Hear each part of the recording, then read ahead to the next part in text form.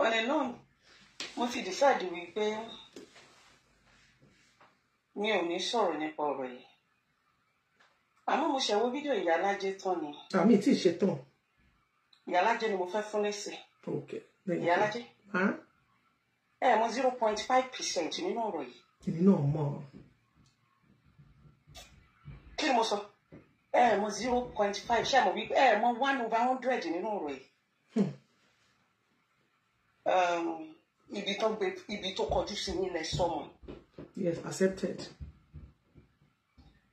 Mi ò ní sọ jù bẹ́ẹ̀ lọ. Àmọ́ kí oníkálukú ṣọ́rẹ̀. Ẹni ọlá fúnra ẹ̀ ò ní gbàdúrà kí n sọ̀rọ̀. Kò ní gbàdúrà kí inú bí mi. Kí n sọ̀rọ̀.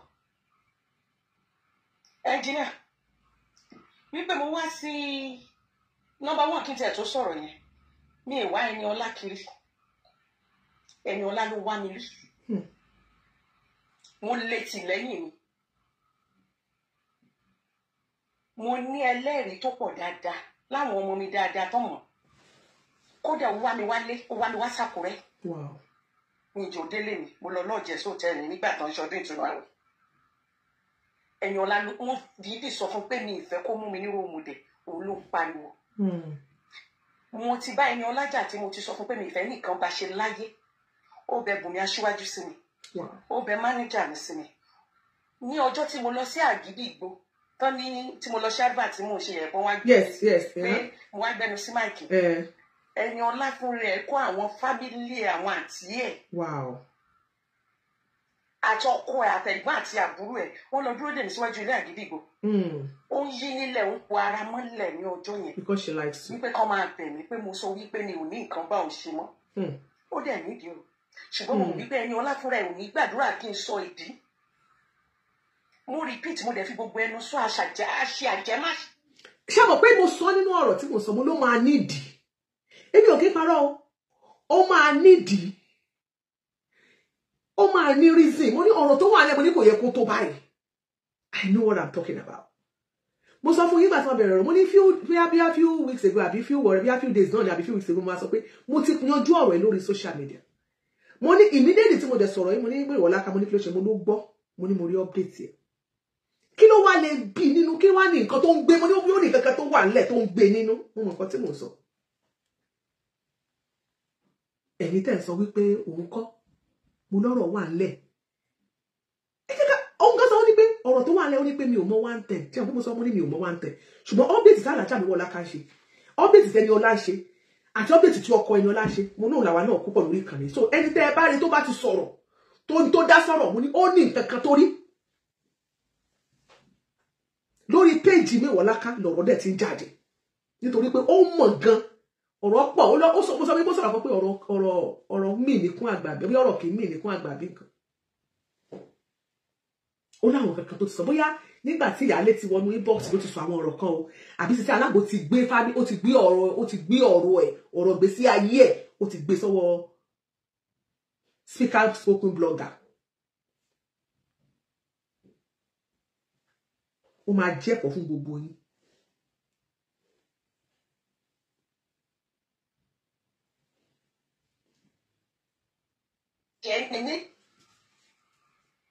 Eniola, I've been cleaning your mess. Mo ti clean the mess here by ẹlẹ́kẹta rèé tí mo jarí tí mo ní mi ò ní clean tó wá believe mi pé mo ṣe é. 2 minutes. Wọ́n lọ sọ wípé èèyàn kan fẹ́ fẹ́ ẹni yẹn náà máa fún mi ní 5 million. Ṣé mo sọ èmi kọ́ mo sọ yẹn o. No, ẹjọ́ èmi ò sọ pé nìkan fẹ́ fẹ́ fún 5 million. Did I say that? Bóyá èmi kọ́ bóyá lómi mi ò bá sọ yẹn lórí show yìí mi ti ẹ̀gbọ́n pa yẹn mo ní bóyá ó ṣeé ṣe bóyá ó fẹ́ introduce ẹ̀sẹ̀ nìkan ni àbó ti introduce ẹ̀sẹ̀ nìkan mo láàmú àbó nìkan kan tó ṣẹlẹ̀ mi ò rí mo sọ pé nìkan fẹ́ fẹ́ 5 million èmi ò sọ bí Alájà mi Ìwọ̀láka mi mo bí tẹ́ ti gbọ́ yẹn o sọ lórí show yìí o you people should just kẹ́ gbé ìtìrí sílẹ̀ kẹ́ la ìtìrí kẹ́ la ojú yín you should learn sọ yẹn lórí bí Alájà mi Ìwọ̀láka bóyá ibòmí ilẹ̀ ti gbọ́ ṣá. Ìwọ. Ṣé gbọ́ ìwọ. Ta ló súnmọ́ mi tó lè ra ìwọ Eniola ní 10 kobo? Ìwọ gan mọ̀ wípé mi lè recommend yẹn fún èèyàn. Ṣé ti gbọ́? Ó ní ta ló súnmọ́ òun tó lè ra Eniola ní 10 kobo.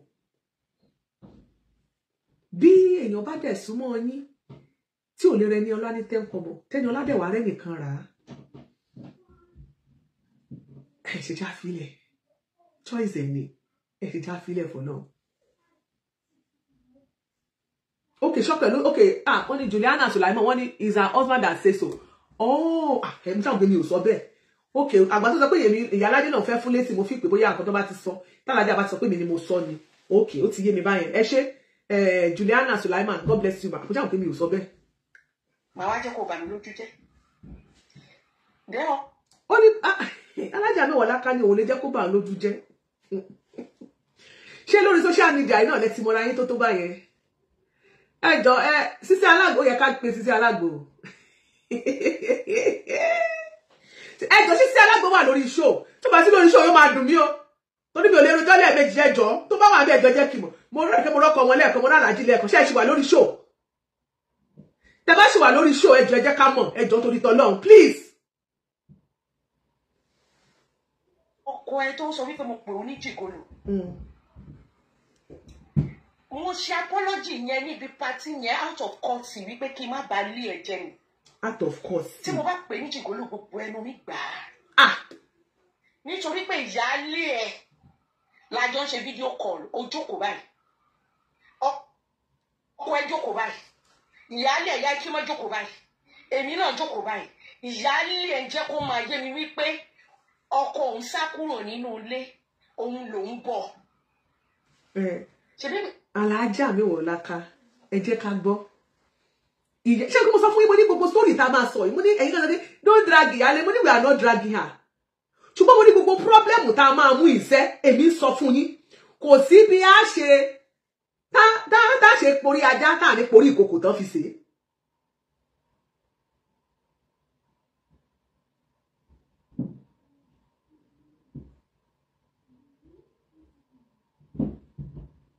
Kò sí bá ṣe porí ajá mo wish ke alájà ṣé ìyá Rọ̀kì má bí ìyá Rọ̀kì má bí Rọ̀kì bá ló pe ìyálé ẹ̀ kó wà lóṣù tó bá mọ ìyálé yẹn kó gbé wọlé mo sọ fún yín tẹ́ máa gbé ẹjọ́ yín wá sórí social media tẹ́ mọ tẹnubọlẹ̀ tẹ́ mọ wọnú inbox káàkiri tẹ́ gbé gbèsè ayé yín tẹ́ gbélé blogger kan lọ́wọ́ ẹ wá wojú ayé yín níta mo máa sọ fún yín you have to learn some of you will learn in a very hard way I am telling you are gonna learn.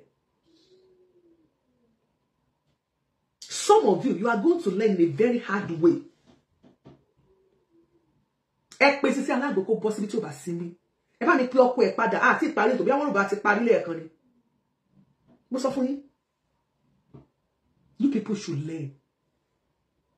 Ikimat, okay, ìyá Ikimat. Ẹ bá ní tẹ́ bá mọ woman yẹn Juliana Sulaiman, God bless you. Ẹ tó bá mọ ìyá kó ìyá Ikimat kan pè wọlé. Bí tí problem yẹn ti ṣẹlẹ̀ ni. Wọ́n ló sọ wípé ọkọ òun ò níṣẹ́ lọ́wọ́ ó ń bọ̀. Fine. Ṣé tọkọ ọkùnrin ò bá níṣẹ́ lọ́wọ́ tíyàwó bá ń bọ̀ kí ló tíyàwó yẹn sunkún egbére pé wọ́n gbarú ọkọ yẹn lọ́wọ́ ṣé bó yẹ kó mọ̀ pé problem ayé ẹ̀ ti lọ ni ṣé bó tún ní ṣe wà lóhùn tún ní bọ́kọ mọ́ are you getting it? Ẹ̀yin obìnrin sometimes asọ́dún ẹ máa tẹ̀fẹ́ sọ̀rọ̀ pé ẹ fẹ́ rojọ́ ẹ fẹ́ wá àwùjáde ká tiẹ̀ wá sọ wípé ọkùnrin ò wá ní kò ní owó lọ́wọ́ kò níṣẹ́ lọ́wọ́ ó wá lọ sọ́dọ̀ obìnrin ó wá fẹ́ yàwó mi ìyàwó second wife ẹ̀ tó wá ní ó wá níṣẹ́ lọ́wọ́ ṣùgbọ́n second wife tó ní kò ní kó má lọ sọ́dọ̀ ìyálé kódà má tó gbé lọ́wọ́ second wife wá tó wá kó fún wọn tí wọ́n bá tó mọ play game ẹ play ẹ jẹ́ kẹ́nìkan wọlé kó pè wọlé a máa gbọ́ ṣó Alájà. Hello. God bless you ma. Mo jẹ̀sẹ̀ lọ wo fídíò tí Mewọ̀lá ká ṣe tán sí 11 minutes kò bú yín o. Ẹ mọ̀ pé wọ́n bú mi. Ó náà là ń play lọ́wọ́ akọ̀fẹ́ káwọn èèyàn pọ̀ kẹ́kọ̀ọ́ nù Alájà mi wà lábọ́ sọ pé láti rè pépà dì mí ni. Ẹ̀yin náà sọ pé àṣírí pọ̀ bẹ́ẹ̀ wò wọ́n sì máa padà dúró. Ṣé mi ò sọ fún yín pé nǹkan kan ṣé mi ò sọ fún yín pé ó wà ń bẹ̀? Àǹtọ́ wà ní ọ̀rọ̀ pọ̀ bẹ́ẹ̀ o. Àní sẹ́ mo ní pé ẹ ṣe wọ́n ṣe ju tantrum yẹn tí wọ́n jù ú dá lọ tó lọ wọ́n ní nǹkan kan wà ń bẹ̀ ẹ jọ ẹ má bínú ẹ já padà sórí Facebook. Ó ti tún lọ ẹ má bínú ẹ̀yin tèmi ẹ jẹ́ padà sí page Alájà mo sọ fún yín wípé wọ́n ju ògúdù tí wọ́n ju gbogbo ẹ̀ Ọdẹ́kúnlé Gbẹ́ngà Ebenezer how are you ó lè má jẹ́ olóńbá ṣé mi àwa gbọ́n ni Adéṣọlá Fàrídà ló jẹ́ kán ansa àyà alájẹ ẹ ṣé jàre ẹ bá ń pa Adéṣọlá Fàrídà sọ̀rọ̀ nípa ọ̀rọ̀ yìí. Ó dẹ̀ kó tún padà sẹ́yìn. Kí ni mo sọ? Mo 0.5 ṣé mo wí pé èmi náà wà láì mo mọ̀ alájà mo mọ̀ mi ò sọ pé mo mọ̀ wà láì ẹ bá wa ta WhatsApp lórí TikTok Kánú ẹgbẹ́ elégbè how are you? Mi ò ní sọ jù bẹ́ẹ̀ lọ àmọ́ kí oníkálukú ṣọ́rẹ̀. Ẹni ọlá fúnra ẹ̀ ò ní gbàdúrà kí n sọ̀rọ̀ kò ní gbàdúrà kí inú bí mi kí n sọ̀rọ̀. Ẹnjìnìà wípé mo wá sí nọ́mbà 1 kí n tẹ̀ tó sọ̀rọ̀ yẹn ní ìwá ẹni ọlá kiri ẹni ọlá ló wá mi rí mo lè tì lẹ́yìn mi. Ní fọwọ́dù ẹ̀ mo ní ẹlẹ́rìí tó pọ̀ dáadáa láwọn ọmọ mi dáadáa tó mọ̀ kódà ó wá mi wá sàkúrẹ́ mi ìjọ délé mi mo lọ lọ́ọ̀jẹ̀ sóòtẹ́ẹ̀lì nígbà tó ń ṣọdún ìtùnú àwẹ̀. Ẹni ọlá ló sọ pé mi ìfẹ́ kó mú mi ní ròmùdẹ̀ òun ló ń pariwo. Mo ti bá ẹni ọlájà tí mo ti sọ fún pé mi ìfẹ́ nìkan bá ṣe láyé ó bẹ Bùnmi Aṣíwájú sí mi ó bẹ mánéjà mi sí mi. Ní ọjọ́ tí mo lọ sí Àgídìgbò tán ní tí mo lọ sí àgbà tí mo ṣe ẹ̀gbọ́n wá gbé mi sí pé mo wá gbé mi sí báyà gbogbo wa ń já. Ẹni ọlá fún rẹ̀ kó àwọn fábílì àwọn àǹtí ẹ̀ àti ọkọ ẹ̀ àtẹ̀gbọ́n àti àbúrò ẹ̀ to give you support yes. Ó yí nílẹ̀ ń po ara mọ́lẹ̀ ní ọjọ́ yẹn wípé kọ́ máa bẹ̀ mí pé mo sọ wípé mi ò ní nǹkan bá òun ṣe mọ́ ó dẹ̀ nídìí rẹ̀ ṣùgbọ́n mo wípé ẹni ọlá fúnra ẹ̀ ò ní gbàdúrà kí n sọ ìdí. Mo repeat mo dẹ̀ fi gbogbo ẹnu sọ àṣẹ àjẹmáṣẹ́ ni mí. Ẹni ọlá I've been cleaning your mess. Mo ti clean mess ẹ báyìí ẹlẹ́ẹ̀kẹta rèé tí mo jarí tí mo ní mi ò ní clean tó wá bí. Kí ló dé tí alájà mi wọlá ka yarí fóun mo sọ pé nǹkan kan ìṣẹ̀lẹ̀ tẹ́ bá ti analyze ṣẹ́rí a lè má mọ bọ́rọ̀ ṣe jẹ́ exactly lórí social media bọ́ ṣẹ́rí lára àwọn tó jẹ́ àwọn èèyàn wa tó bá ti update a máa mọ bí nǹkan ṣe lọ. Kí ló ṣẹlẹ̀ tí ẹlẹ́ẹ̀kẹta wọ́n ní ó lẹ́lẹ́ẹ̀kẹta lélẹ̀ táwọn sọ pé tí wẹ́lẹ̀ aká sọ pé òun ò ní clean ẹ̀ mọ́ kí ló ṣẹlẹ̀ lẹ́lẹ́ẹ̀kẹta. Líìbù wípé mo ṣẹlẹ̀. Pépà wa tap. Wọ́n lọ sọ wípé èèyàn kan fẹ́ fẹ́ ẹni yẹn náà máa fún mi ní 5 million. Nínú ìṣẹ́fẹ́ kò fẹ́ ẹni yẹn. Wọ́n ti lé mi kọ́ mọ̀ sọ́rọ̀. Ìwọ. Ta ló súnmọ́ mi tó lè ra ìwọ ẹni ọlá ní 10 kọ́bọ̀? Ìwọ gan mọ̀ wípé mi ì lè recommend ẹ fún èèyàn. Màá wá jẹ́ kó bà mí lójú jẹ́. Dẹ́ ọkọ ẹ tó sọ wípé mo pè ó ní jìgolò. Mo ṣe apology yẹn níbi party yẹn out of courtesy wípé kí n má ba lé ẹ jẹ ni. Tí mo bá pè ní jìgolò gbogbo ẹnu mi gbà á. Nítorí pé ìyáálé ẹ lájọ ń ṣe fídíò call ó jókòó báyìí. Ọkọ ẹ jókòó báyìí. Ìyáálé ẹ yá kí má jókòó báyìí. Èmi náà jókòó báyìí. Ìyáálé ẹ jẹ́ kó máa yé mi wípé ọkọ òun sá kúrò nínú ilé òun lòún bọ̀. Ṣebí èmi pẹ̀lú yín jọ jókòó ní ọjọ́ yẹn tí ìyáálé ẹ̀ gbé fídíò tó ṣó gbogbo inú ilé ẹ̀ ní chair nínú ilé mi mo ṣe command the engineer ọ̀sán gangan tó gbé tí mo ní kó tiẹ̀ lọ rọ́jú kó ṣe chair síbẹ̀ ni.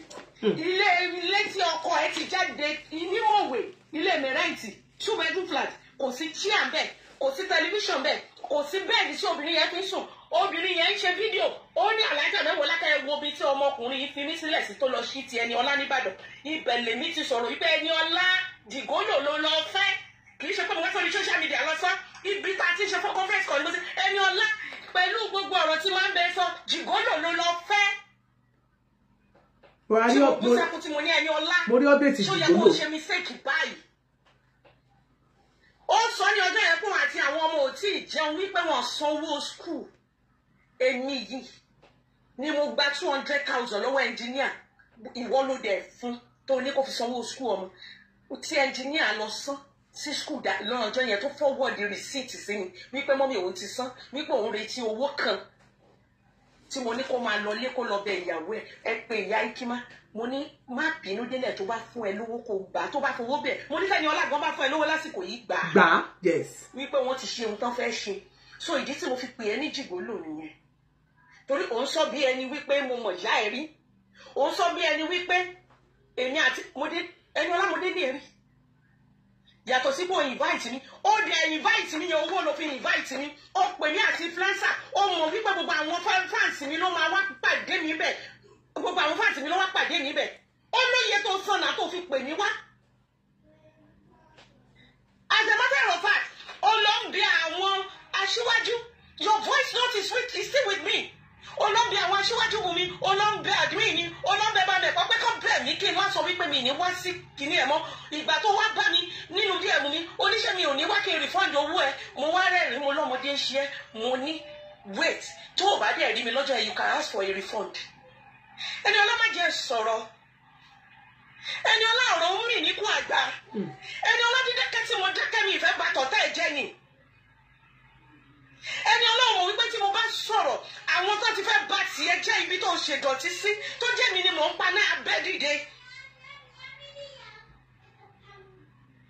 ẹni ọlọ́run máa jẹ́ wọ o mi ìlà kí mo bá wí o programu tẹ́mi tí wọ́n ń ṣe kí n tó tiẹ̀ mọ̀ kí n tó mọ̀ kò lo ẹ lọ́yọ̀ọ́ kí n tó ètò mọ̀ pé òun kiri àgbo lórí social media ló wá ní ìwọ ni mò ń bá wí so because ẹ̀yin méjèèjì báyìí jàmbá ń tà fún jàmbára onídọ̀tí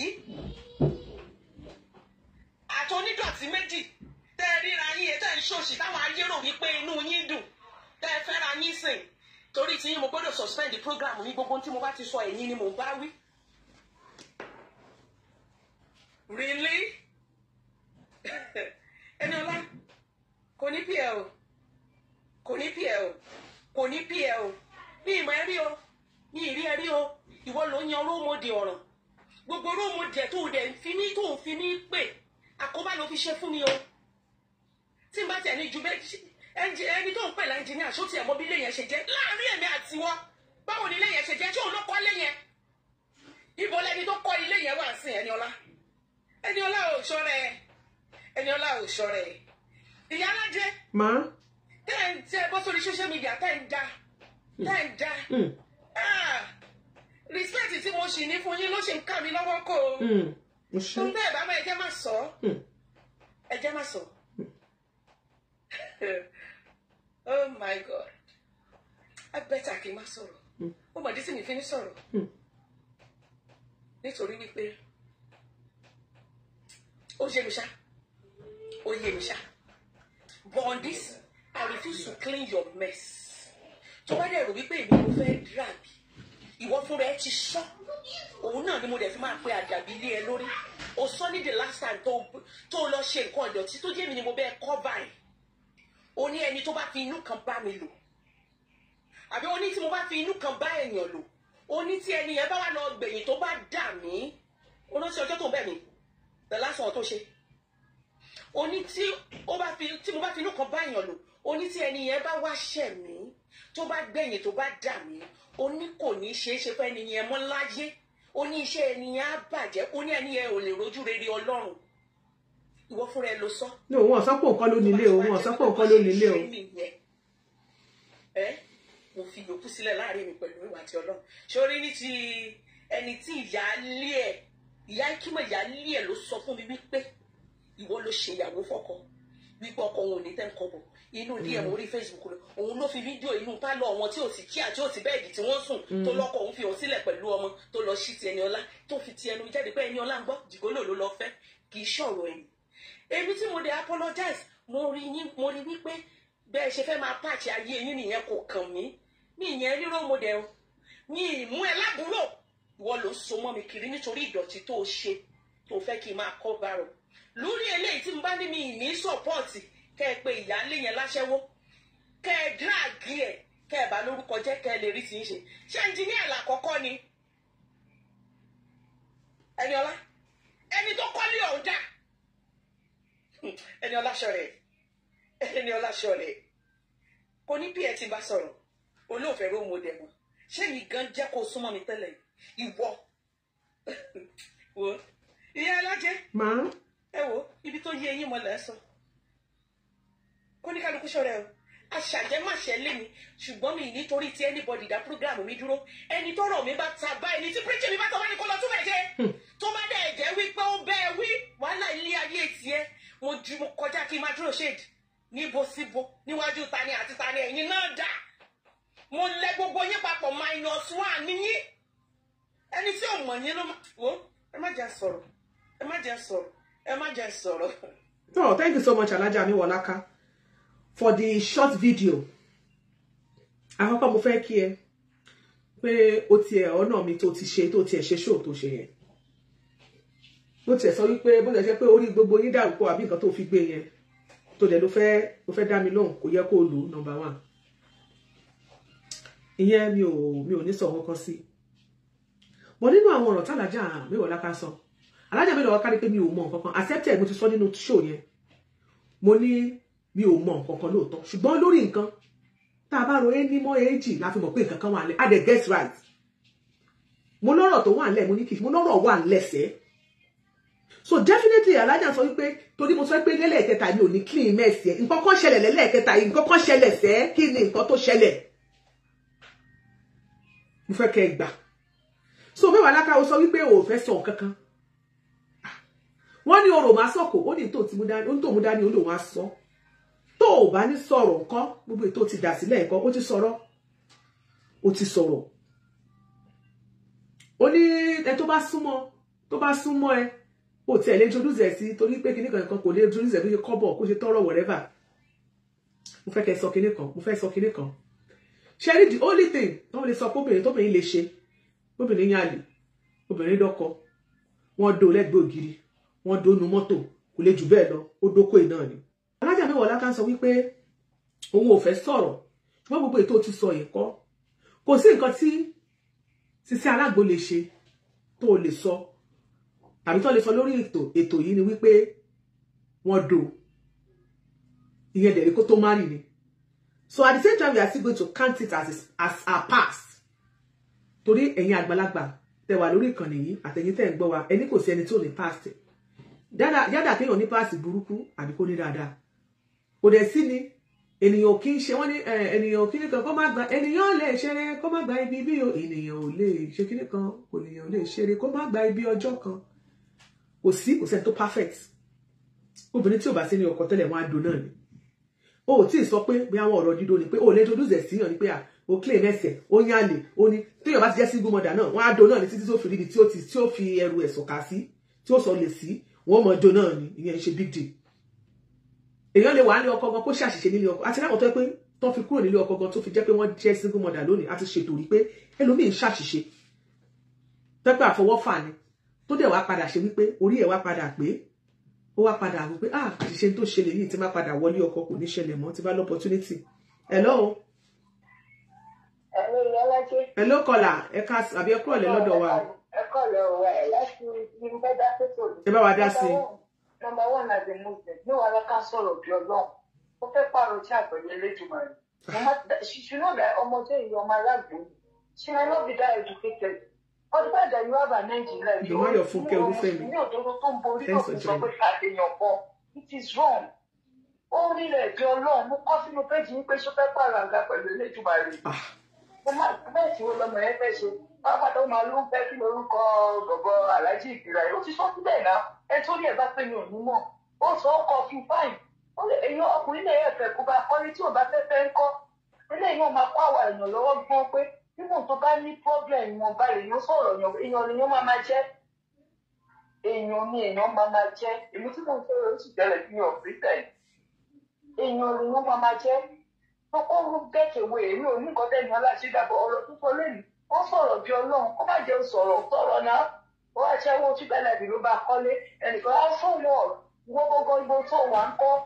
Téèyàn obìnrin dìde máa sọ pé mi ìlẹ́ tó lè bẹ́ẹ̀ lẹ́gbẹ̀ẹ́ sẹ́yìn ọlọ́run ọlọ́pàá ní àbúrò lẹ́sẹ̀. It is wrong. Ó ti ń sọ̀rọ̀ bí Ọlọ́run. Ó ti rí rẹ̀ bí routine God. Ó ti rẹ̀ bí God with a small g. Ó get away. To Muslim be tell you, tell me like more respect. But you don't talk like that to your fellow woman. Pé ká ló wà lẹ́gbẹ̀ẹ́ òun fẹ́ni ọ̀lẹ́rẹ̀fẹ̀ mi wà láká náà dà. Ìwọ náà dà. Ẹ má bínú. It is wrong for a woman to talk like that. Bọ́rọ̀ yẹn ṣe dùn lóò náà ṣe sọ, ẹ má bínú. Kí ló ṣe ẹni ọlá? Ẹ ṣe mà. Tó ní àbúkẹ́ lẹ́sẹ̀. Ẹ ṣe gbọmọ. Tó bá ti ìdá rẹ̀ dáadáa ó lọ skúl ṣe gbogbo ẹ̀gbọ́n kò ní bá sọ fún nǹkan tó ń bá sọ yín náà. Ẹ ṣe gbọmọ. Ẹ ṣe mà, ẹ má bínú pé mo kọ́ tẹ, ẹ ṣe mà. Ẹ ṣe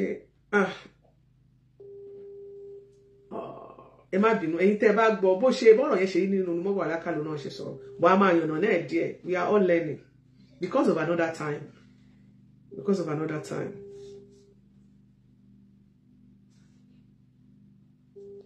àwọn èèyàn gbìyànjú láti pè wọlé ẹ̀yin gbìyànjú láti pè wọlé ẹ má bínú because of another time.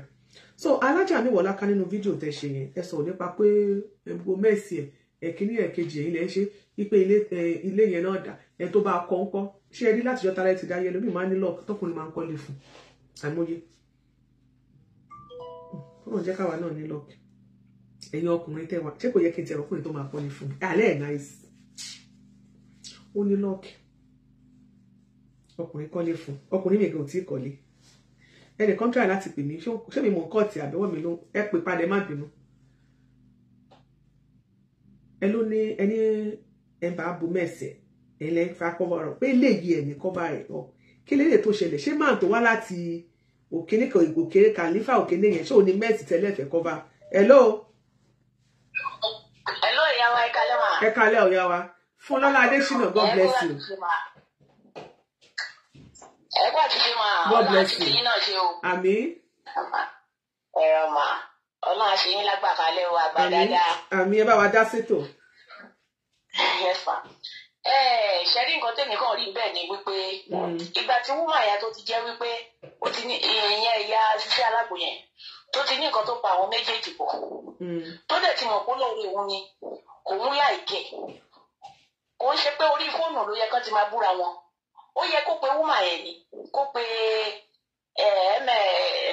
Mobọ Alaka àbí kí náà pè wọ́n wípé so ẹ ṣe nǹkan báyìí ó dẹ̀ dùn mí ṣùgbọ́n kì í ṣe pé ojú gbogbo ayé ni wọ́n ti máa búra wọn ẹ kó pè wọ́n kọ́ náà ní kọ́ dẹ̀ sọ fún wọn kọ́ dẹ̀ ṣe fún mi tó dùn mí rè tó bá dẹ̀ jẹ́ pé Alaka yẹn náà àwọn náà tó jẹ́ wípé yẹ́sì àtúnṣe làwọn náà wà fún wọn á dẹ̀ jẹ́ sẹ́tù ẹ̀ láàrin ara wọn so wọ́n wá gbé gbogbo àṣírí ara wọn gbogbo nǹkan tó ti jọ ń ṣe tó ti jọ ń bá bọ̀ tó ti jọ ń pọ́nra wọn lé lójú gbogbo èèyàn wọ́n wá ṣe ẹ̀yẹ ẹ̀yà ara wọn wọ́n bá ti pera wọn ní kọ́nà kan ti sẹ́tù ẹ̀.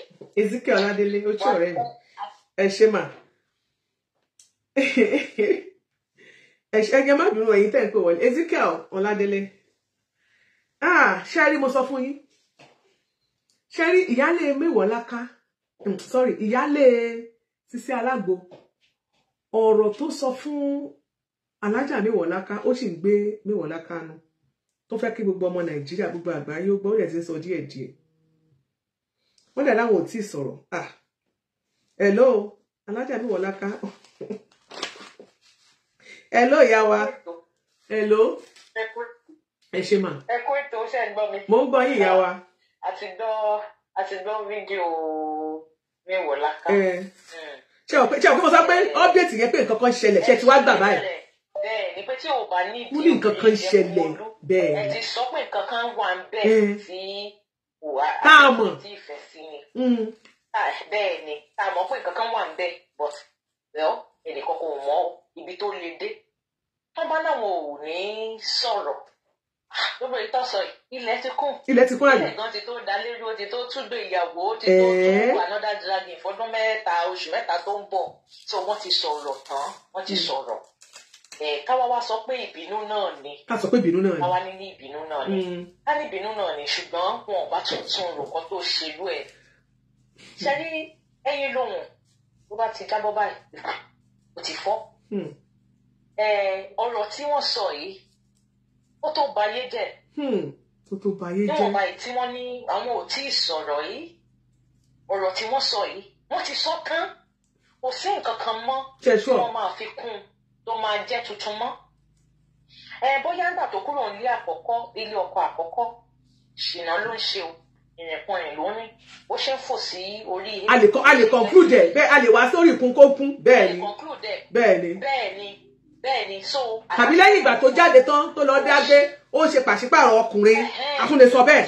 bẹ́ẹ̀ ni between that moment and tó fi fẹ́ ọkọ ilé ìrìnkùnrin ló rìn. fine. bó ṣe ń fò síbi tó fò sọ́run tó ṣe ń gbálẹ̀ tó ń ṣe gbádọ́dá as a matter of fact. ọkùnrin ló bá kọ́ plaza ẹ̀ yẹn ló kówó plaza lẹ̀ fine. ọkùnrin ni tó bá ti lọ ṣàṣemáṣe yẹn èmi ni mò ń gbò. mo ṣe rí tí ọmọ bá wò sùnsùnsùn tó bá pè ẹ́ ní role model tó bá wò sùnsùnsùn tó pè ẹ́ níyà tó wò sùsù tó ń sá díẹ̀ pé ìwọ láláṣìírí mi ìwọ ni mò ń sábà tó gbà mí ìwọ ni mo finú hàn ìwọ ni mò ń fàṣírí mi hàn ìwọ ni mò ń sádi tó bọ́ sórí Facebook mi ń ṣe ẹlẹ́gbẹ́ Ẹniọlá o mi ò dẹ̀ gbé ṣùgbọ́n tó bọ́ sórí Facebook tó ṣèyí tán kò dáa tó kò dáa tó ó wùwọ́ Ọlọ́run ni ṣùgbọ́n ọmọ náà ló mú ẹbí Ọlọ́run because ẹni tó bá ń sádi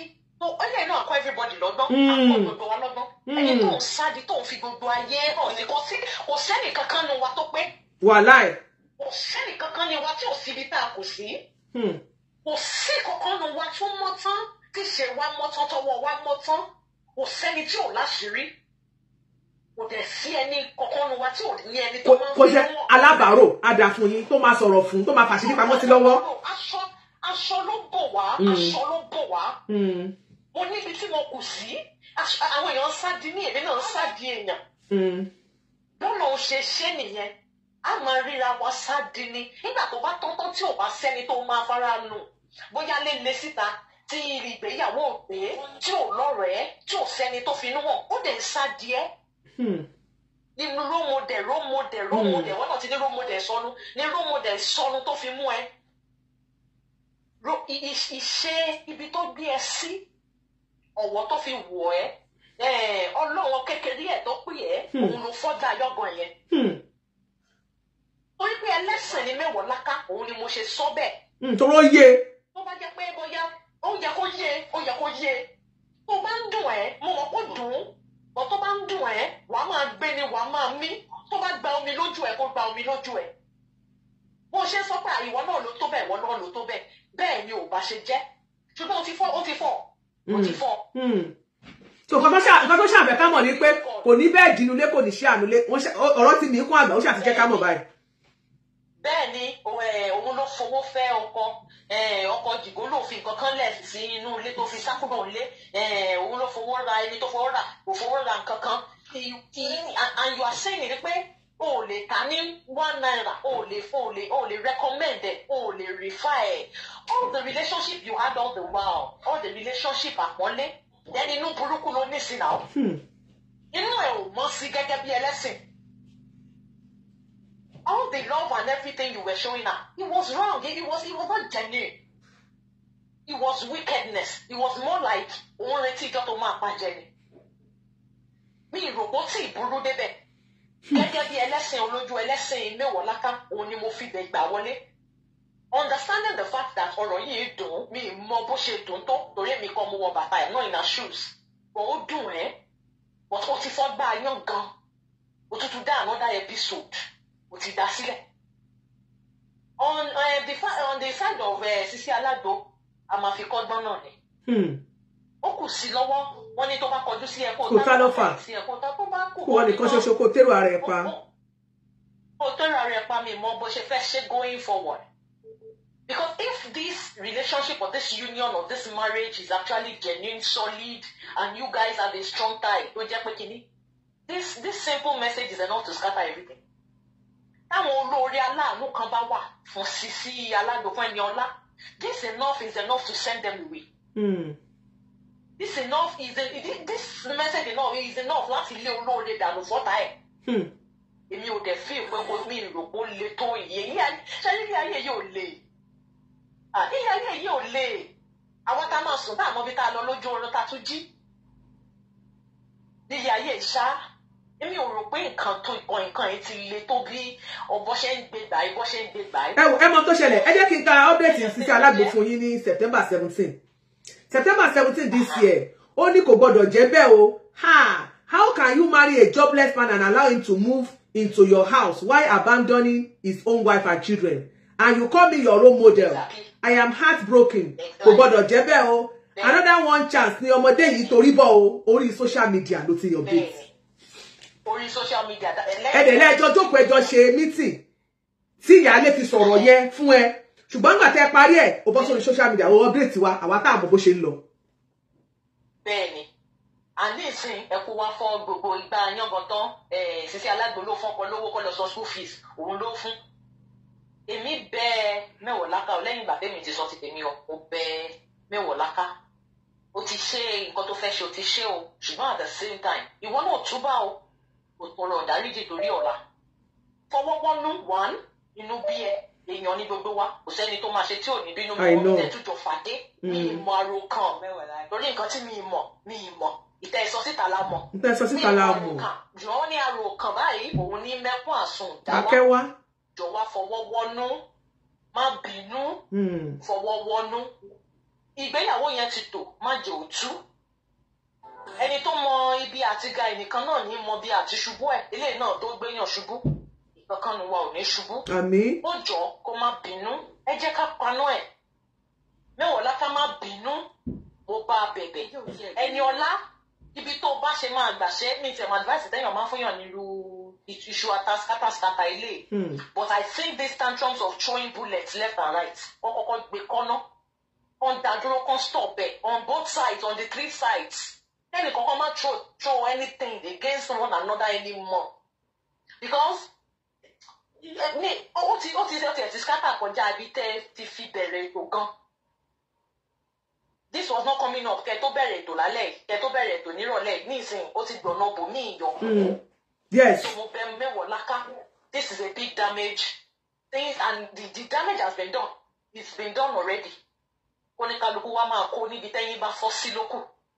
I don't think the relationship would be mended anymore. I don't think bóyá union kankan máa wà láàrin Mewolaka pẹ̀lú nǹkan tí ó tún lọ ṣe gáàbì. Oníkálukú á dúró ní bẹ́ẹ̀ ni oníkálukú á dúró ní station rẹ̀ but please mo bẹ̀ Mewolaka ni ó fọwọ́ wọnú ó má bínú but at the same time kóun náà túbá kó tọrọ dáríjì níbi tóun náà bá dé tó bá ṣe gbàṣẹ torí ẹ̀kọ́ kan ni mo mọ̀ pé ẹnikẹ́ni tó bá ṣàjẹ́ tó bá finú tán ẹ tó bá fi àìmọ̀ọ́ṣe àti mímọ̀ọ́ṣe ẹ tó bá fi kàn ẹ́ tó bá rò fún ẹ tó ṣubú ẹ pátápátá tó gbé ẹ gẹ̀gẹ̀ bí Ọlọ́run ìjọ tó o bá dàgbà tó o bá ní bẹ́ẹ̀ ni mo di Ọlọ́run fún ẹ màá dẹ̀ fi ìmọ̀ọ́ṣe hàn ẹ́ ẹ ṣé mà àwọn èèyàn gbìyànjú láti pè wọlé pé àwọn náà fẹ́ sọ̀rọ̀ ẹ ṣé mà God bless you ma yes ma ẹ má bínú èyí tẹ́ gbìyànjú láti pè wọlé mo sọ fún yín pé ṣe ọ̀rọ̀ tó wà nílẹ̀ mo ní ọ̀rọ̀ wà níkùn àgbà ọ̀rọ̀ wà lẹ́nu Alájà Mewolaka ti sọ ṣáájú ọjọ́ òní níbi September 17 yẹn pé I'm tired of feeling your mess nobody should drag me kí ni ìyálé dà ṣe dá bla bla bla. Hello. Yes ma. Yes ma. Mewolaka ti ṣe update. Bẹ́ẹ̀ ni ẹ ṣé ma. Number one ti Salagbo mú mú bọ́ wà lórí péjì yẹn wò àti ọkọ wọn. Number come out update anything. Mo fẹ́ káwọn gbọ́ngàn máa gbọ́ fúnra wọn àtọkọ àti Salagbo. Come out update nǹkan kan tó bá fẹ́ kí ọ̀rọ̀ yìí máa tàn lọ. Kò sí tó bá ń bí wọn nítorí mo mọ̀ pé lọ́wọ́lọ́wọ́ yìí ti Salagbo gbọ́n máa ké ní kọ̀rọ̀ yàrá ẹ̀ ni. Kó sunkún dáadáa ó pè. Kọ́ máa wá sórí social media máa update anything àtọkọ àti ìyàwó. Èmi dẹ̀ mọ̀ pé Mewolaka náà wà níbi tó sọ ní oṣù wọn fáwọn gbogbo ọdẹ ẹ̀ sọ. Ànípa mo sọ pé pàdé mi ni. Ẹjọ́ Mewolaka àfi Ọlọ́run ọba bẹ̀yìn nítorí Ọlọ́run ẹjọ́. Anything tẹ́ bá tiẹ̀ mọ̀ ń pa sí Salagbo ẹ má sọ síta. Onígbàdá ti fẹ́ gbọ́ dùgbò tí a ti gbọ́ ẹ̀ lọ́mọ. Ẹ ká tó sọ bẹ́ẹ̀ ó lè jù bẹ́ẹ̀ lọ́tọ̀. Onígbàdá ti fẹ́ ṣẹ́ ní gbogbo ẹ̀ náà ni pé bóyá ó fẹ́ nìkan ó jẹ́ nìkan ó ṣẹ́ni fẹ́ nìkan ó nọ́mà tó máa sọ fáwọn obìnrin ó ní ṣe rọ́ọ̀sì wọ́n lè lẹ́gbẹ̀ẹ́ títí wọ́n dúró gọ́tà wọ́n dọ́kọ̀ lọ́kọ́. Kò sí kan tó ṣe lè kí ló gbà kò tẹ́ ká bẹ̀ wọ́n kó má bínú. Ẹ ló mà. Mo ń gbọ́ yín mà. Nítorí ẹ̀ ni Mewolaka nítorí Ọlọ́run abiyamọ ní nítòótọ́. Ṣé ilé tẹ́ ti kọ́ ẹ̀yin náà má fọwọ́ ara yín dáwó. Ẹ jọ̀ọ́ Mewolaka nítorí Ọlọ́run ẹ jọ̀ọ́ ṣe ọmọdé náà ṣe ojú yín o. Ọ̀pọ̀ ayọ̀ yín ò ní dàrú Mewolaka ẹ jọ̀ọ́.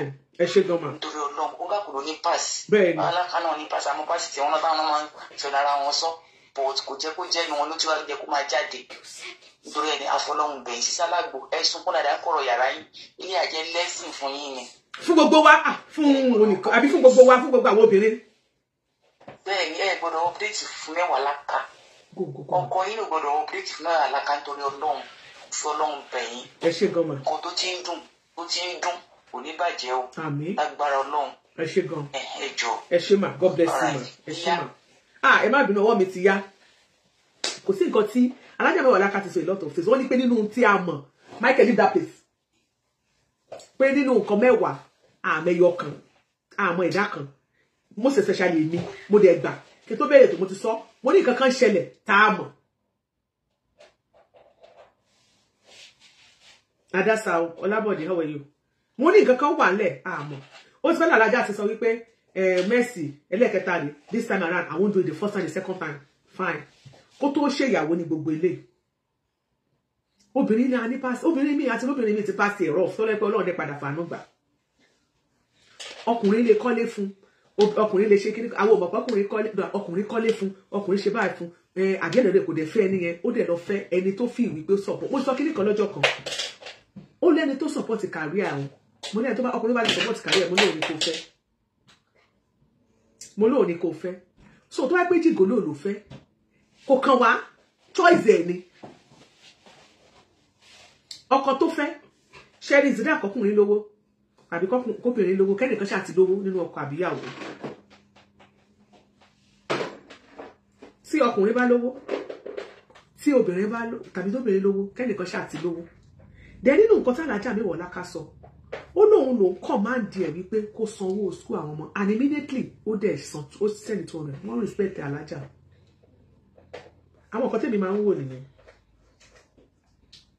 ó ní ìyàwó ẹ̀ ló máa fún Ẹniọlá ló máa fún lówó yẹn fine ìbá àti ẹ̀ ṣe pé Ẹniọlá ló fún ṣùgbọ́n nǹkan tẹ́ ẹ pàṣẹ pé kí wọ́n ṣe wọ́n gbọ́ sí yín lẹ́nu immediately wọ́n dẹ̀ ṣe wọ́n dẹ̀ sanwó school àwọn ọmọ mọ̀ bóyá pé tó bá tiẹ̀ fẹ́ mẹ́wọ̀ọ́ láká tọ́lọ́ bá tẹ́ṣe ṣe pé moment tó fẹ́ra wọn yẹn kí nǹkan kó ṣe kó gbádùn ṣé bí ìyálé náà ó máa jẹ lára ẹ̀ àwọn ọmọ ẹ̀ náà máa jẹ tó bá tiẹ̀ jẹ́ wípé mẹ́wọ̀ọ́ Ẹniọlá ló fún ní 200 yẹn àwọn náà ti jẹ lára ogún títí alágbo nìyẹn nínú ilé ní ìyálé ò lè fọwọ́ sọ̀yà kó wò jẹ lára ogún ìyàwó nìyẹn.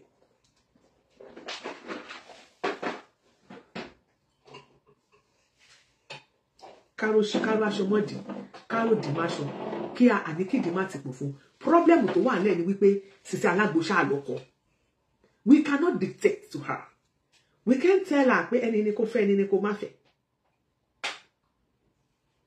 àwọn náà la máa parí pé má torí owó fọkùnrin so which means wípé ó máa ní ìdí tí Ẹniọlá fi fẹ́ bọ̀bọ̀ yẹn tó bá fi lè ní ọkùnrin tó ń kọ́lé bóyá tó kọ́lé fún bóyá òun ló dẹ̀ kọ́ lọ́wọ́ ó tó di pé parí ẹ̀ àbó òun ló kọ́ bẹ̀ yẹn fún tí ò fẹ́ tó wá fẹ́ ẹni tí according to you tí ò ní gá tí ò ní go tí ò ní bẹ́ẹ̀dì nínú ilé it is a choice ní yóò kọ́ ayé ní ìròbí yẹn kàn wá please excuse me come back oh yeah go and close the door thank you hello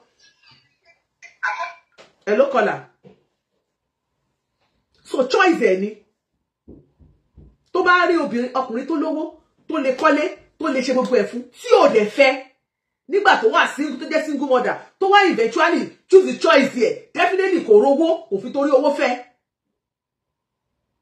ó nífẹ̀ẹ́ ni ó fi nítorí ìfẹ́ fẹ́ I think we are less concerned about it torí ìdí kan lèèyàn ṣe máa ń fọkọ hello ẹ bá wa ibi tẹ́ tí ń gbọ́ wa yẹn ẹ bá wa reduce volume yẹn hello ṣé kí n pa fóònù yín àbí ẹ fẹ́ bá wa sọ̀rọ̀ ẹ lè gbọ́ ṣòó mi kẹ́ máa bá mi sọ̀rọ̀ etí òkè gbọ́ méjì mò ń gbóhùn mi lábẹ́nu hello mo ti ń gbọ́ yín báyìí ẹ bá wa sọ̀rọ̀ sókè ẹ máa bá mi sọ̀rọ̀ lọ àwọn èèyàn tẹ́ bá pè wọlé ní ẹ̀ṣẹ̀ máa retí ìgbà tó bá tó gbóhùn ara ẹ̀ nínú fóònù tó fi ń gbọ́ ẹ̀mọ̀ pé ó yàtọ̀ síra wọn ni.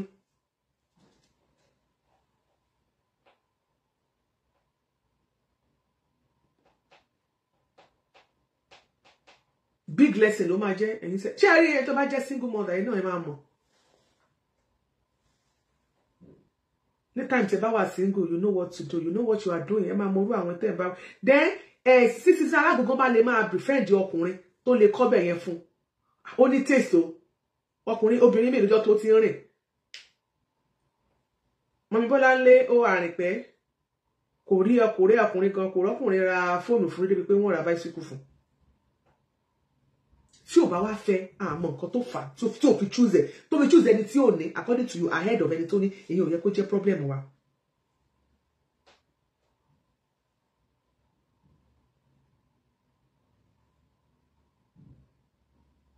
nǹkan tẹ́mi mọ̀ nìyẹn. ẹ̀yin ọkùnrin náà tí ẹ ọkùnrin tẹ́ ẹ bá mọ̀ pé jẹ́ ẹ fẹ́ fẹ́yàwó ẹlẹ́ẹ̀kejì ẹ dákun nítorí ìtọ́ náà ẹ máa túnú ilé ṣe. O ò fẹ́yàwó ẹlẹ́ẹ̀kejì kan kó jẹ́ pé me and my husband ẹ jẹ́ ká túnú ilé ṣe ẹ jẹ́ ká tọ́jú àwọn ọmọ ẹ já túnú ilé ṣe ẹ ṣe kẹ́ ìyálé ẹ ṣe kẹ́ àwọn ọmọ. ẹ̀yin náà máa gbà pẹ̀lú mi wípé gbogbo wàhálà tó ṣẹlẹ̀ yìí ìyálé tó wá sínú inbox Mewolaka òun ló dá gbogbo ìsílẹ̀. Yes. Ó dá nígbà tí mo sọ wípé tí ló bá ń bí wa jẹ́ ká máa mọ orun tá máa sọ. Nígbà tí wọ́n ní ìyálé ń ṣe fídíò ó rìkọ́ọ̀dù gbogbo ẹ̀ ó ṣe nìkan ó fi gbogbo ẹ̀ ó sẹ̀jẹ̀ sí Mewolaka náà ó ti jẹ́ kí Mewolaka mọ bí ọkọ yẹn ṣe rí and that is why àtẹ́rí pé anytime tó bá wò ó máa sọ̀rọ̀ sí ó máa sọ̀rọ̀ sí because ó ti mọ àṣírí ẹ̀ ó ti mọ wọn ẹ̀ ó ti mọ bó ṣe wúwo tó ó ti mọ bó ṣe fúyẹ́ tó.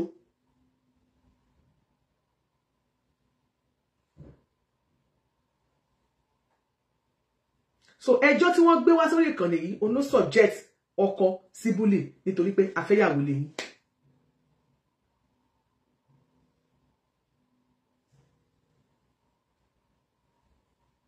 ìyálé wọn nínú ìyálé we shop again for going to Mewolaka ìyẹn kù sáàrin Ọlọ́run ló mẹjọ dá kọ́nà má yẹ kí ìyálé gan ní problem. Hello ẹ kálẹ́ mà. Yes ma, God bless you ma. Yes ma. Àmín. Yes ma. Cherry, nǹkan tó ṣẹlẹ̀ yìí. Ọlọ́run something like that ṣẹlẹ̀ sí mi rí. Tí kò sí nǹkan tí ọkùnrin ò lè ṣe. I'm not taking side of anybody. Ṣé ẹ gbọ́ sá? Mo kò sí nǹkan tí ọkùnrin ò lè ṣe láti fi bá ta kókó jẹ. And ìyàwó tó wá ń gbébọn yẹn when you treat softly. Èmi ò sọ pé mi ò sọ pé ẹ̀yọ́ lájẹ̀bi rẹ̀ kó jẹ̀bi. Mo ṣe nǹkan bá ń gbé obìnrin bọ̀ wá bá ìyàwó rẹ̀. Wàláì ó gbọ́dọ̀ ṣe jẹ́jẹ́.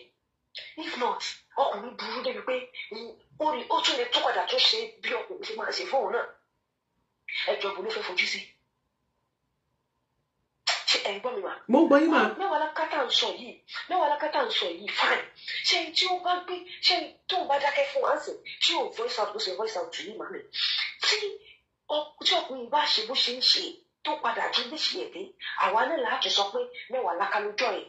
Ọjọ́ ẹ̀kújọ́ ẹ̀ ṣe pé nǹkan tí Facebook kìíní nǹkan tá à ń rí nìyẹn pé Mewolaka ni mẹ́ńtọ̀ òun forúkọ. No what? Ṣé mi fẹ́ sọ fún yín ni mà? Ṣé nǹkan tẹ́ yín rò nìyẹn? Ẹ̀jọ̀ mà. Most of us wọ́n ti fọ́lù kìíní láti gbà tó ti bẹ̀rẹ̀ and mọ̀ nǹkan máa jọ mú bẹ́ẹ̀ fún kìíní kan abiyamọ ni ṣé ẹni ọlẹ́bi sì ń sọ èmi nìyálé ló fẹ́ràn wá bá mi. Ṣé ọmọ tó bá máa ń pe gádùn pé ti fẹ́ yàwó ilé o ẹja àbẹ̀yálé o ìyá ẹni tó gbélé mi ti gbóyún oṣù méje dé oṣù méjì kò bímọ ẹ̀rẹ̀ ti ń gbé bò. Kí lẹ wá ṣe? Nígbà tó máa sọ̀rọ̀ ó ní pọ́kọ mi sọ pé mo ń gbé ọmọ ẹlẹ́ẹ̀kejì lọ́lé ẹlẹ́ẹ̀kejì mò ń fún lọ́wọ́ ọmọ 3 months ó dẹ̀ dé ẹ mọ gádùn yẹn náà tó bá fún yàn lóyún tó máa ẹ tó ṣe é ṣe yẹn. ó sọ pé mo ti bí àkọ́kọ́ mo ti lọ bímọ ní ìsìnkú mo dẹ̀ gbọ́ ọmọ ẹlẹ́ẹ̀kejì lọ́wọ́ so kò sílẹ̀ tí. Ẹ ṣe ẹ máa ti pẹ́ ní sùn ṣé màtọ̀ wá gbéyàwó lé yín ṣé Christian ni àbí Muslim? Muslim ni. Ṣé màtọ̀ wá fẹ́yàwó yẹn lé ẹ wá sórí social media ẹ gbẹ́jọ́ ọkọ yín wá ibo lẹ gbẹ́jọ́ ọkọ yín lọ nígbà tó ṣẹlẹ̀. Kò láíláí mi ì jẹ́ kí ló kàn pẹ̀lú social media kẹ̀. Ẹ̀bọ̀ níbo lẹ kálẹ̀ lọ fẹjọ́ ọkọ yín sùn gbà yín kálẹ̀ kẹ́kọ̀ọ́ ni o níbo lẹ gbẹ́jọ́ ọkọ yín lọ. Àárín family náà ló wà. Àárín family ló wà kò kúrò láàrin family. Fìtàfìtà láàrin family. Bẹ́ẹ̀ ni mo sọ fún yín nǹkan tí mo fún wọn sọ pé tí ọkùnrin bá tún gbé ṣe èrè ṣe lẹ́yìn tó fẹ́ nìyẹn ẹ̀gbọ́n ọmọ ẹlẹ́kejì mò ń gbé lọ́wọ́ tí lédi yẹn sọ pé ọkọ mi sọ pé mo ti lọ fẹ́ ẹlòmíì mo ti bímọ síbò mi nípa ọmọ ẹyọ kan ni mo gbé fún mo lè gbé ọmọ ẹ̀ wọlé ní ọ̀dọ̀ mọ́ mi ẹ̀ ṣé nígbà tí ọkùnrin máa ṣe ọkùnrin ó wá ṣe lédi yẹn fast ó bímọ mẹ́rin ẹni tó bá ọmọ méjì lọ́wọ́ mi tó ti sáré bímọ mẹ́rin nígbà tó máa ṣe ń sìn ọkọ tó ti lọ fẹ́ ẹlòmíì tó tún ó ní mo fi sọ pé tí ọkùnrin bá gbé ìṣe rẹ̀ ọkọ tó ti lọ fẹ́ ẹlòmíì tó náà ti lọ́mọ lọ́wọ́ single mother lọ́mọ 3 again òun ò lè lọ sunkún sílé wọn sì tó wọn máa sọ fún pé orókò lóko lẹ̀. orókò lóko kún kó tó gbé ẹ̀pà sí. ló dà fún yín So that's why I say Eniola have to tread softly. Àwọn èèyàn tó ń wá ṣùgbọ́n ẹ̀ pọ̀. And you know Facebook, they don't even want to hear anything about second wife. This is just a raw fact. Ṣé pé mi lọ nǹkan tó ṣẹlẹ̀ sẹ́ni mo fi sọ̀rọ̀ yìí mà? Ṣé ó pe ọkọ yẹn náà? I can't judge it, but òun náà ò ṣe normal. Hello? Kọ́rọ̀ lápò sí. Kò sí nǹkan tó lè ṣẹlẹ̀. Mo fẹ́ bèrè question kan lọ́wọ́ yín. Sorry, mo rí pé àwọn kan sọ yìí pé you can't beat someone and tell him not to cry or to react. Bí tẹ́ ti máa ṣe mistake nìyẹn. Ṣé ẹ rí ní tí ọ̀rọ̀ yìí bó ṣe ń lọ yìí? Ọlọ́run má jẹ́ kí lè dáhùn. Ṣé ẹ gbà? Nígbà tó wá bẹ̀rẹ̀ sí po tó máa ń fa ọkọ lọ́sì tó ń fọkọ lọ́sì tó ń fa gbogbo ẹ̀ tó ń da gbogbo ẹ̀rú tó ń da gbogbo ẹ̀ lọ́kọ lórí tó ń ṣe gbogbo ẹ̀. Ta ló máa jẹgbẹ́? Ta ló máa jẹgbá? Ta ló máa jẹgbá ẹ̀? Mẹ́ta bá da gbogbo ẹ̀ lọ́kọ lórí. Ta ló máa jẹgbá ẹ̀? Kí lẹ sọ? Ìyálé àbíyàwó? Máa ẹ tí wọ́n ti sọ́kàn gbọ́? Ìyáálé ló máa fi yẹ̀ jù. God. Òun ló ti wà into it tipẹ́. Òun ló ti lọ́mọ ń bẹ̀ dáadáa. Ìyàwó ò tí ì bímọ. Ṣẹ́rí, nǹkan tí mo sọ ni pé ṣẹ́rí tí obìnrin ẹni sùúrù. Ẹlẹ́ran ara wa ní inú mi dùn pé sọ̀rọ̀ kan mo bèrè question kan mo níbo lẹ gbé ẹjọ́ lọ. Èmi ti sọ lórí social media. It is very wrong. Ẹ̀yin tẹ́ jẹ́ Muslim kí ọkọ yín fẹ́ yàwó lé yín. Even though kò jẹ́ Christian. Kẹ́ wá gbé ẹjọ́, kẹ́ wá máa wọnú inbox blogger. Kẹ́ wá gbé ẹjọ́ lé yín. Kẹ́ gbé wá fún wọn. Ìgbà tẹ́ bá gbé yẹ̀yẹ́ ọkọ yín dínú ìdílé yín aṣọ ọ̀dọ̀ tó yẹ kẹ́ ẹ fọ̀ láàrin fámílì yín fámílì ọkọ fámílì ìyàwó kẹ́ ẹ jókòó kẹ́ ẹ yanjú ẹ̀ kẹ́ ẹ gbé wá sórí social media tí ò mọ̀ yín rí tí wọ́n rán ya yín rí tí wọ́n ò mẹyẹ tó ṣu yín kẹ́ wá gbé wọ́n wá tẹ́ pẹpẹ fádà ọ̀rọ̀ yín at the end of the day lẹ́yìn oṣù mẹ́ta ìyáálé ló máa jẹ bẹ́ẹ̀ because you cannot force the husband pé dandandandan kó fẹ́ràn ìyáálé yẹn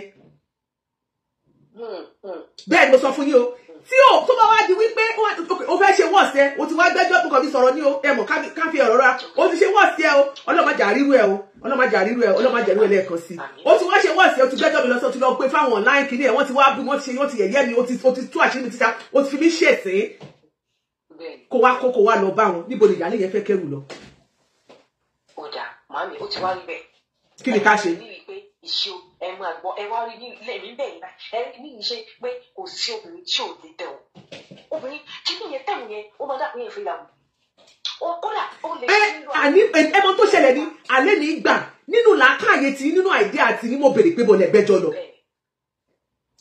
ìdí mo ṣe bèrè ni wípé kò ṣe mí rí àbí ṣùgbọ́n ó ṣẹ̀yìn rí ẹ nínú fámìlì lẹ́gbẹ̀ẹ́ lọ kí ló dé tí wọn ò lè gbé ẹjọ́ wọn lọ sórí nínú family why tó fi wá jẹ́ wípé orí social media ẹ wá wò ìyálé tó lòun rojọ́ tó lòun sọ̀rọ̀ fún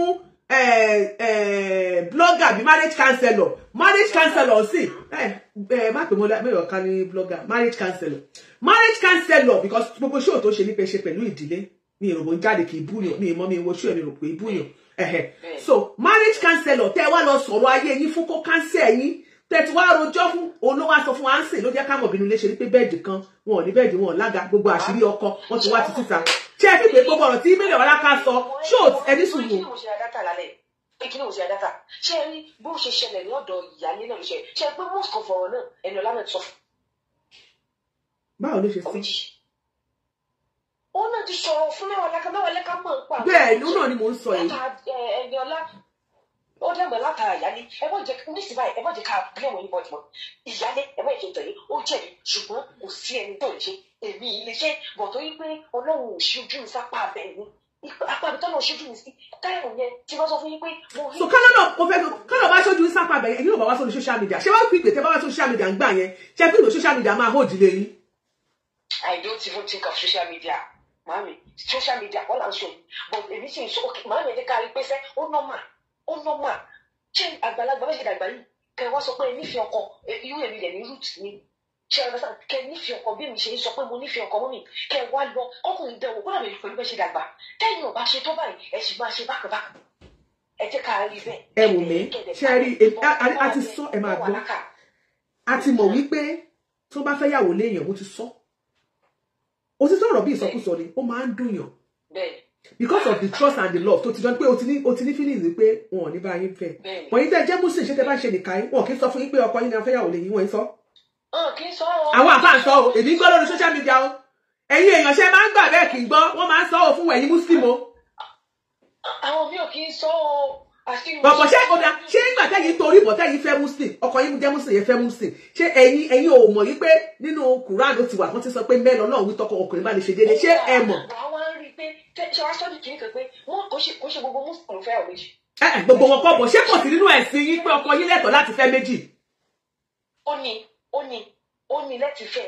ẹ wáyì tó jẹ́ pé ẹ ṣe wá máa ń dìsí bara yín tẹ́ bá mọ̀ pé kíní yóò tẹ́ yín lọ́rùn láti lẹ̀ ẹ ṣe lọ fẹ́ Christian kẹ́ lọ church.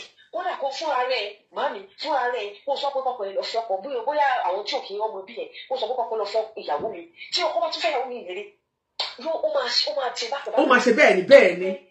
ó máa ṣe bákan ẹ má jẹ́ ká tẹ́ra wa. ṣe àlẹ́ nìkan mi try láti sọ fún yín sí pé easy does it fún ọkọ easy does it fún ẹni ọlá easy does it fún ìyáálé ṣé ẹ gbọ́ lábẹ́ bó ṣe lè òkú náà ó ti déta ìyáálé dẹ̀ sọ pé àwọn ẹni ọlá àti ọkọ ọ búlọ̀kù. ẹ máa gbọ́ ẹ mọ̀ nǹkan tí mi ṣe expect Mewolaka kó máa sọ wípé kó wá máa mú ọ̀rọ̀ tí torí ẹ̀yin tẹ́ ń pè ibi kan tí mo expect bí tẹ́ mọ́rọ̀ lọ ẹ̀ tí mọ́rọ̀ dìde.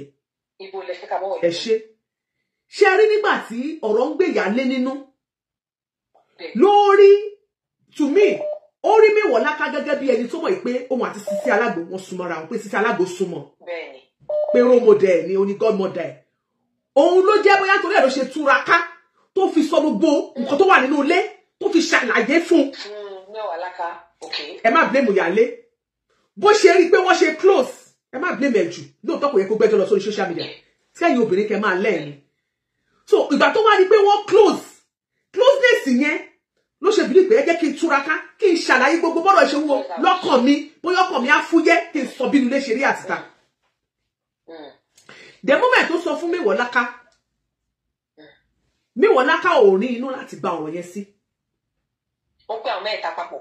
irọ́ àníwọ̀n lẹ́yìn ìgbà tí wọ́n ti papọ̀ sẹ́ tó ti mọ̀ nípa pé wọ́n sọ pé kò tó lé kò ní nǹkan kan ó bó ṣe sọ fún ní kò ní ṣíà kò ní kíní kan igbá kan kò ní. pé òun wá bá gba tí wọ́n lè wá ṣe kíní kan nǹkan Mewolaka ò rí inú gbọ́ ọ̀rọ̀ yẹn sí immediately tó ó jáde mo ka nǹkan tó post ní September 17 tó jẹ́ ká mọ̀ pé kò jẹ́ rí bẹ́ẹ̀ o wọ́n ní ẹni tó tún lọ fẹ́ wọ́n ní ọ̀rọ̀ tí ẹni yẹn sọ fún táwọn ò mọ̀ ó gbé wá update yẹn ló gbé wá síta oníṣẹ́ àlọ́dá update tó ń sọ nípa jìgólò láti mọ̀ pé kí ló jẹ́ jìgólò àwọn ọ̀rọ̀ tó mo sọ pé mo gbàdúrà kan fún mo ń pray mo ní pé kí ìrẹ́ ẹ̀kan mo ní pé kí sísá Mewolaka kó máa gbàdúrà fún ọgbọ́n Ọlọ́run bí nǹkan kan bá ṣẹlẹ̀ láti máa mọ̀ bó ṣe máa sọ bẹ́ẹ̀ ni mo sọ fún yín ṣé wá rí. ẹ wá nǹkan mọ mi ẹ má bínú nǹkan tó máa trigger Mewolaka ṣe rí àwọn àkànwà tó pé mo ṣàṣìyí fún wa ni tẹ bá ti bí jà báyà tẹ bá ti bí báyà máa tú síta ni ẹ sọ fún ọkọ ẹ bí mo ṣe padà sí. a sì máa dọ́dọ̀ ọkọ onígbà ló ń pe bẹ́ẹ̀ ló bù fọ́ ọ. a sì máa débẹ̀ ṣe bẹ́ẹ̀ mi ni. up to this night ọkọ ṣe things ok ṣé ẹ̀yin àìmọye kẹtẹ yẹn ni kéèyàn ṣe bí kò ní òbí because ẹ̀yin lè gbé síta ẹ̀yin lè gbọ́ yín síta so ti dé ta ni but with time tẹ bá keep quiet tẹ make your date kéèyàn sọ ọ̀tẹ̀ ṣe nípa ẹ̀gbọ́n 3 months 2 months wọ́n máa forget ẹ̀ tó máa mú tẹ̀lé bí ẹ sọ fún ọkọ kó má ṣe update. mo ti sọ lẹ́ẹ̀kan láti tuntun sọ. this night ló sọ ẹ sọ fún ẹ wò ìyálé ok a sọ pé ìyálé ló gbé kí n fọwọ́ gbé láti ìjọ tí ọ̀rẹ́ ti ṣẹlẹ̀ ṣe é kó ṣe kí ẹni tó ṣe wà pẹ̀lú yẹn ní ìgẹ̀ níwọ̀nba yẹn ló ra post ẹ bá wọn bọ̀ mi tó bá wọn ó ti. ẹ mọ̀ kan tó ṣẹlẹ̀ ni wípé lẹ́yìn tí ọ̀rọ̀ yẹn ti ṣẹlẹ̀ ṣe ń gbọ́ a ti rí fídíò á tó bí 3 mo ti rí àwọn fídíò kan tí wọ́n jọ yà tí wọ́n jọ ṣe pẹ̀lú ìyálé tó jọ ṣe tó lọ àbẹ́ ẹ̀yin náà rí èmi rí lẹ́yìn ìgbà náà mo rí pé ìyálé ṣe update tó sọ wípé òun dúpẹ́ lọ gbogbo àwọn kinní kan pé bí ti parí èmi mo tiẹ̀ tún post ẹ̀ gan tí mo ń kọ ìyá tó yìí ṣe káwọn ẹṣẹ́ wọn padà jẹ́ ẹ̀ tó mo tún post ẹ̀ tí mo rí pé ìyálé ṣe pé ilé wọn ti tò ká ṣe kí ní kẹ́bọ̀dì ká back up. bọ̀ nǹkan tèmi kàn fẹ́ sọ níbẹ̀ ni wípé ṣe rí bí inú bá bí Alájà Mewolaka tó bá tiẹ̀ sọ̀rọ̀ wípé o clear pé kinní yìí o oníranù ní kinní kan o clear mẹ́sẹ̀ o ní bá clear mẹ́sẹ̀ tó bá tiẹ̀ sọ àní n tí ìyálé sọ fún ẹ kò yẹ kó sọ lórí afẹ́fẹ́ nítorí pé n tó sọ yìí ìyálé ló máa jẹgbà ẹ̀